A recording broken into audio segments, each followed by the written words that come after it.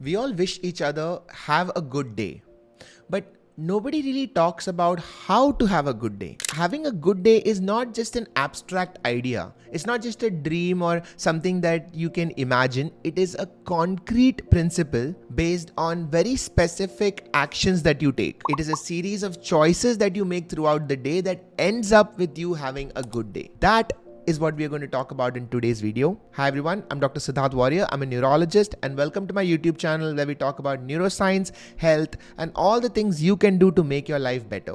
If you haven't subscribed to the channel yet, do so. It means a lot to me and you will see more such interesting videos on your timeline. Hi everyone, quick announcement. I will be conducting a health workshop on the 8th of November 2024 where I will be teaching you everything you need to know about keeping your brain and your body healthy. I'll be taking you through what tests you need to do, how to read your own blood reports, and if there is anyone in your family above the age of 50, what are some things you specially need to keep in mind. I hope to see all of you there. And if you're watching this after the 8th of November, check the description for details of my future workshops. Now back to the video. So, let me take you step by step on what you should do to have a good day. And step number 1 begins with sleep. Now think of your day starting not in the morning, but the previous night. Now imagine from today, your day ends at night around 10 or 11, and your next day starts from the moment you go to sleep. So in order to have a good day, you should start it by having a good night's sleep. Now, if you're somebody who struggles to go to sleep or has any kind of sleep issues, watch this video that I have made on how to fix your sleep and you should find all the answers you need. Now, step number 2 is your morning ritual.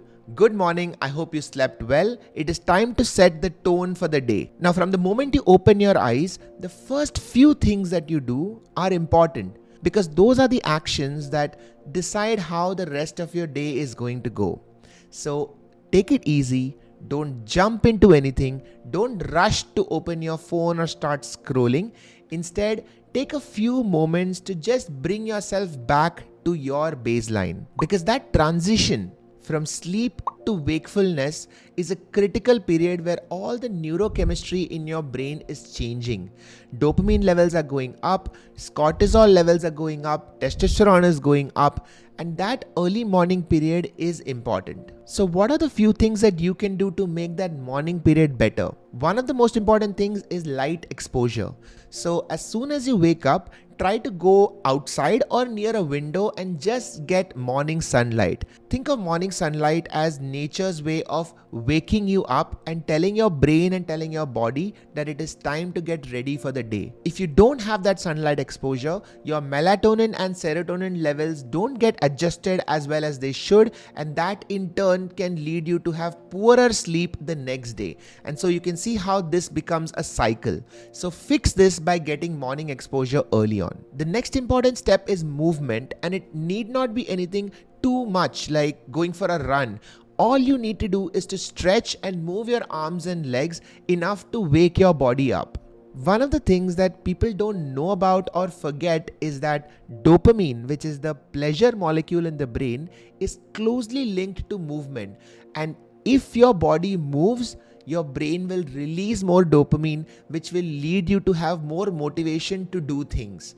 Now, the opposite is also true. If you are going to laze around in bed, your dopamine levels will fall, which will lead you to have less motivation to move. And I'm sure you've experienced this, where the days where you wake up late, you get lethargic and you're groggy all day. The best way to fix it is just by getting up, stretching, and rapidly moving your hands and legs, and you will feel the difference in your own motivation levels. Step number 3 is bringing mindfulness into your day. A few minutes of deep breathing, staying still, and setting your baseline back to normal will set the tone for the rest of the day. Journaling is very helpful at this point because you can just put down all the thoughts that are bothering you onto paper, and you will find that you can deal with those problems much better. Step number 4 is building on social connections. You cannot underestimate the power of meaningful interactions with people that you love and care about. That could be your partner, that could be your parents, that could be your children or friends. Having those few conversations with people that you care about and who care about you increases oxytocin levels in your brain and sets the mood for the rest of the day. And now begins your productivity phase. Now, according to me, productivity begins with the body. And this is when you should go for your exercise, for a run, because only when the body starts moving will your mind start working properly. So start thinking about exercise as part of your job, because if anything, exercise will only make you more productive, more creative, and more efficient at your workplace. Now, after that, let's get to your actual work. Whether you're studying as a student or you're a working professional, when you sit down to work, I want you to get used to the idea of deep work. Now, deep work is something that we are doing less and less because of the amount of distractions that we have around us. But the way to do deep work is to allow yourself time to think about a particular subject for long enough so that new patterns can come out of it and you can solve problems in new ways. And that cannot happen if you're constantly distracted by your phone or by notifications, or if you're doing 10 different things at the same time. And that is why multitasking is not a great idea. You can do multiple things in life, but you can't do multiple things at once. Pick one problem, let your mind focus on it until all the aspects of the problem become clear to you, and allow the problem to churn in your mind until a solution comes up. It may not be the best solution, but give your mind time to do this.